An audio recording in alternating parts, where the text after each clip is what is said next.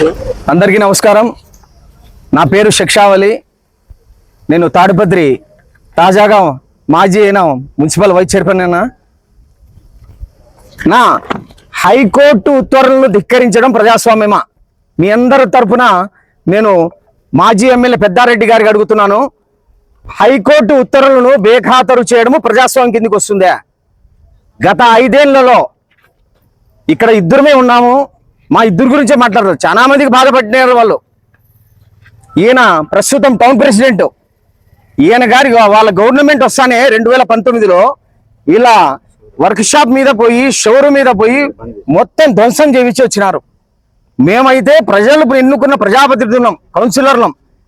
తన మన భేదం లేకుండా, ఆడోళ్ళు మొగోళ్ళని భేదం లేకుండా భౌతికంగా దాడులు, అక్రమ కేసులు బనాయించినారు. అప్పుడు లేని ప్రజాస్వామ్యం ఇప్పుడు అంటున్నా. యాక్చువల్గా పెద్దారెడ్డి గారు మా కూటమి ప్రభుత్వం వచ్చినప్పటి నుంచి వారికి తాడిపత్రిలో వాళ్ళ ఇంటికి రానివ్వడం లేదని, మీటింగ్లు కండక్ట్ చేసుకోవడం లేదని హైకోర్టుకి వెళ్ళిండన్న రిట్ పిటిషన్ వేసినాడు. దానికి వాదోపాదాలు జరిగినాక హైకోర్టు ఉత్తర్వులు ఇచ్చిందన్న. ఏమంటే కొన్ని షరతులు పెట్టింది. నువ్వేమైనా మీ ఇంటికి పోవాలంటే 24 గంటల ముందే పర్మిషన్ తీసుకోవాలా, పోలీసు శాఖ నుంచి పర్మిషన్ తీసుకోవాలా. ఏమైనా మీటింగ్ కండక్ట్ చేసుకోవాలంటే ఆ మీటింగ్ ఎవరెవరు పాల్గొంటారో వాళ్ళ పేర్లు, ఎన్ని వెహికల్స్ ఉంటాయి, అవన్నీ పొందుపరిచి ఇవి తీసుకోవాలని చెప్పినారు. దాంట్లో పర్మిషన్ తీసుకోవాలని ఏ ఒక్కటి అతను పాటించడం లేదు. ఇది ప్రజాస్వామ్యమా? చెప్పండి నా, మీరే ప్రజాస్వామ్యమా ఇది?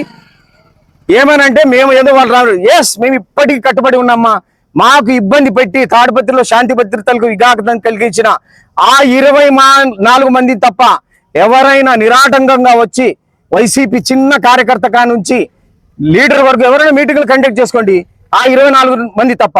ఎందుకంటున్నా అంటే ఆ 24 మంది మాకు ఇబ్బంది పెట్టినారు, మేమేం రివెంజ్ చేసుకోవడం లేదనా. వాళ్ళు పెట్టిన కేసులో దాని గురించి తిరుగుతున్నాం కానీ కోట్లకు వాళ్ళ మీద ఇంతవరకు భౌతిక దాడులు కానీ, కేసులు కానీ, అక్రమ కేసులు కానీ ఏమీ బనాయించలేదు. వాళ్ళు హ్యాపీగా వాళ్ళ వ్యాపారం వాళ్ళకి చేసుకుంటున్నారు.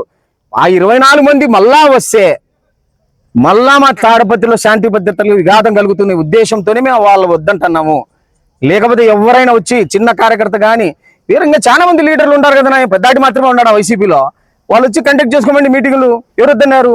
ఇక్కడికి వచ్చి అందరూ మంది మార్పులు వేసుకొని వచ్చేది ఎస్పీ దగ్గరికి.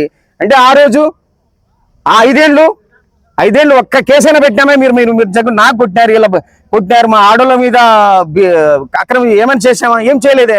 మేము ఇప్పుడు వచ్చిన ఉద్దేశం ఏంటంటే హైకోర్టు అతనే పోయినాడు హైకోర్టుకు. హైకోర్టు ఇచ్చిన ఉత్తర్వులను అతనే బేఖాతరు చేస్తున్నాడు. దీనిపై కఠినంగా చర్యలు తీసుకోవాలని మీ గౌరవ ఎస్పీ గారికి కానీ, కలెక్టర్ గారికి, అట్లే ఐజీ గారికి, డిఐజీ గారికి కూడా మొత్తం మేము వినతి పత్రాలు ఇచ్చినాం. అదేవిధంగా హోంశాఖ వారికి, రాష్ట్ర హోంశాఖ వారికి, ప్రిన్సిపల్ సెక్రటరీకి, సంబంధిత అధికారులందరికీ మేము ఈమెయిల్ ద్వారాను, పోస్ట్ ద్వారాను పంపించినాంనా. పెద్దారెడ్డి మీద అది హైకోర్టు ఉత్తర్వులు బేఖాతరు చేసిన పెద్దారెడ్డి మీద కఠినంగా చర్యలు తీసుకోవాలనేది మా డిమాండ్నా. థ్యాంక్ యూనా.